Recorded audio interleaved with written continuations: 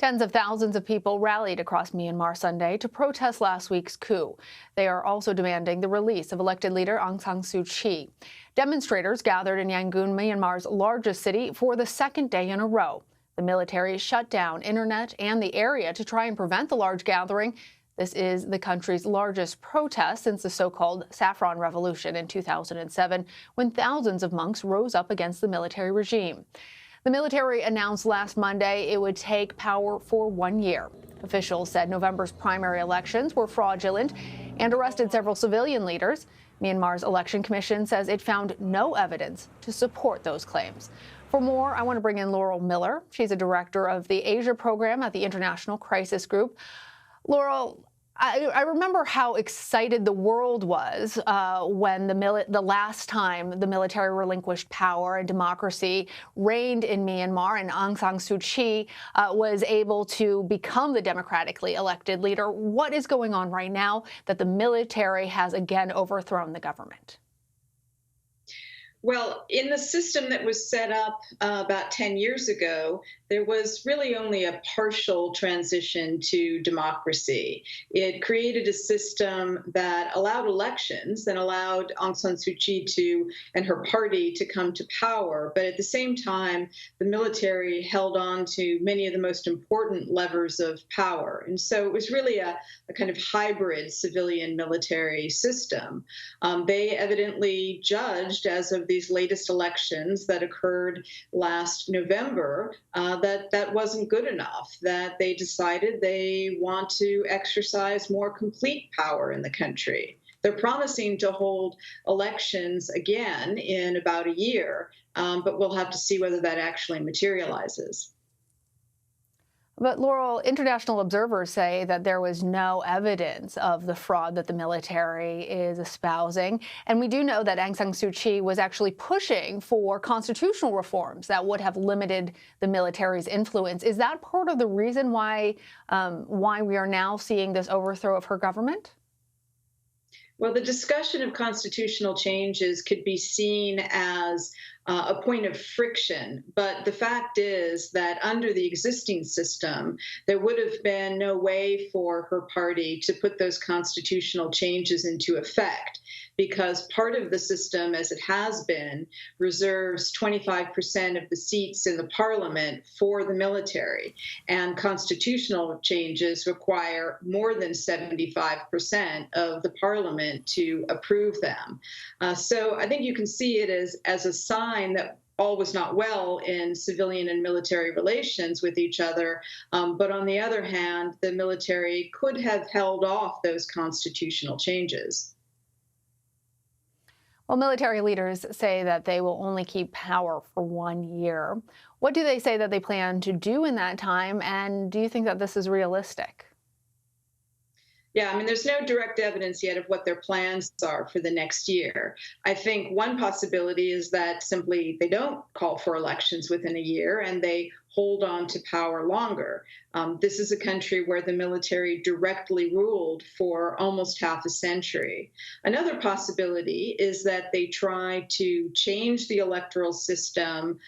They try to put not just a thumb, but a whole hand on the electoral playing field to try to tilt it in their favor and manufacture a situation where the party that they created and that they backed, and that is filled with former generals, actually comes to power through elections. That's going to be very hard to do if you look at the situation in Myanmar compared to others around the world where authoritarians have done that, have created pseudo-elections.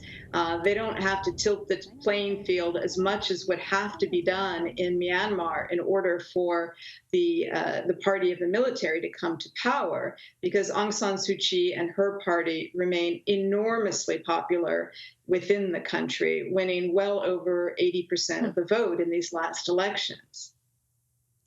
So, Laurel, I want to follow up with you on that point about Suu Kyi's popularity. She's also, though, been criticized for supporting the military's 2017 campaign of genocide against the Rohingya Muslim ethnic minority.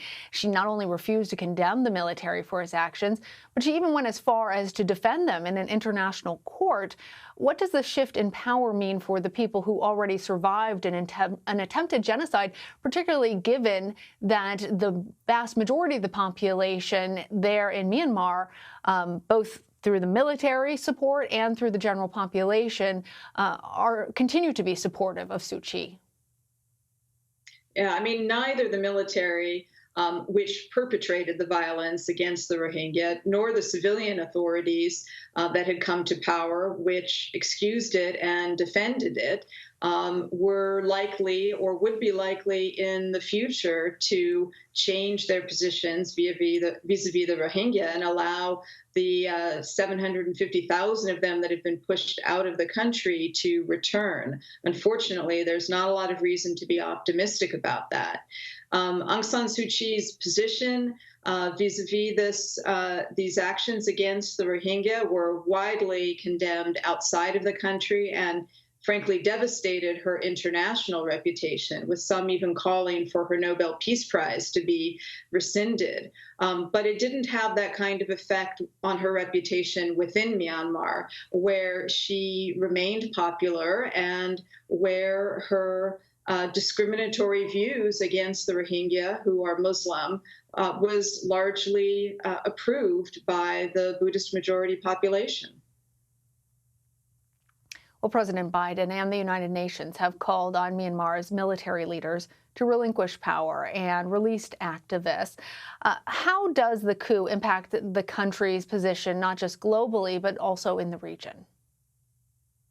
Yeah, I mean, the strongest condemnation has come from Western powers, to some extent from Japan and some others. And there was a reasonably strong statement by the UN Security Council, which means that China went along with that statement, as well as Vietnam and India, who are currently temporary members of the Security Council.